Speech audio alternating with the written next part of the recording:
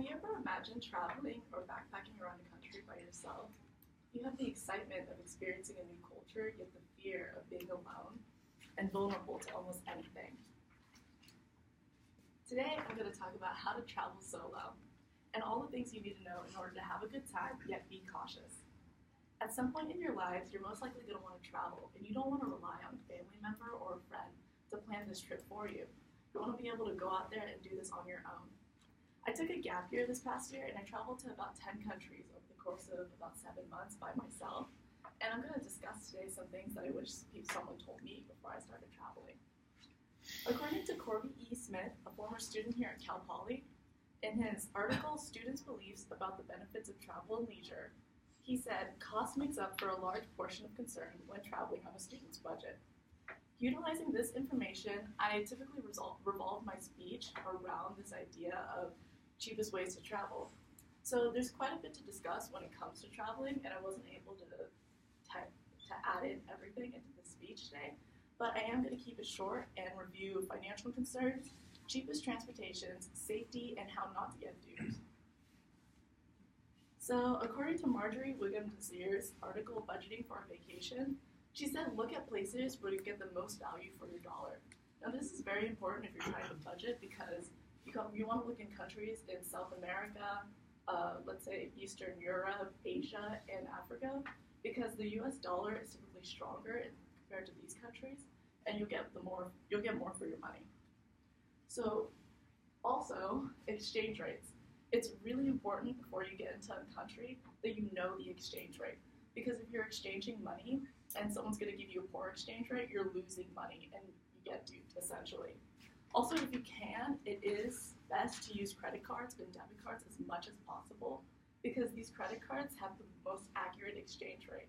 And so if you want to use that, that would be best. However, unfortunately, in less developed countries, they don't use credit cards as much because of the service fee. So you will have to rely on cash and using that simple math in your mind. Also, it's good to keep in mind that tourist prices and local prices are completely different. Sometimes if you look like a tourist, someone will give you a price that's 2, 3, sometimes 10 times more expensive than what the local price is. So before you go into a country, it's really important to research the typical price of, let's say, meals or transportation, bus tickets, anything really, so that if someone's trying to give you a higher price, you can say, hey man, that's not right, I know the real price here. And typically you'll get the right price that you want. Oh my gosh. Also, it's really, really, really important to travel light, especially if you're traveling by yourself, because if you want to go to the restroom or something, you won't have someone there to watch your things. You have to lug all of that with you to the bathroom and then all of that with you to your gate or wherever you're going to.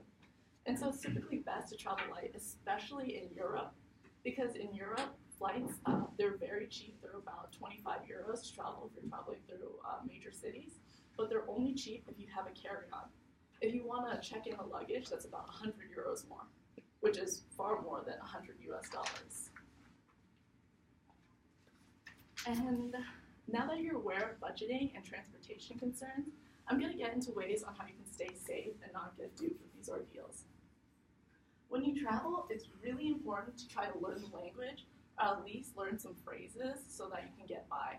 It's really, according to Barbara Foster, who's actually a self-proclaimed librarian of travel, so whatever that means, in her article, Woman Traveling Solo, she explains how understanding certain terms that locals may be saying around you can make you more aware of potential dangers.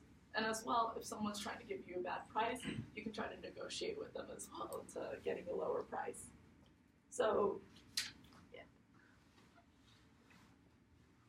So most importantly, if you're a woman, it's not always safe. Even if you look like a local, you still have the potential of being sexually harassed and assaulted. Typically in South America, South Central America, men they're not shy when it comes to catcalling. So they'll do like kissy faces, like in Panama, it's typical to do kissy faces at you. And in some countries, guys will even bark at you. And so it's not always safe to be a woman. It's kind of dangerous as well. And also, according to Lauren Buff's article, Woman Alert to Travel's Darker Side, she said places like in Mexico downplay the risks of what local women go through in order to gain more tourism. And so that's always something that you have to look into beforehand so that you're not in danger. So I hope by now you are all conscious of the risks of traveling and you're better prepared into satisfying that craving of travel in your life. Thank you.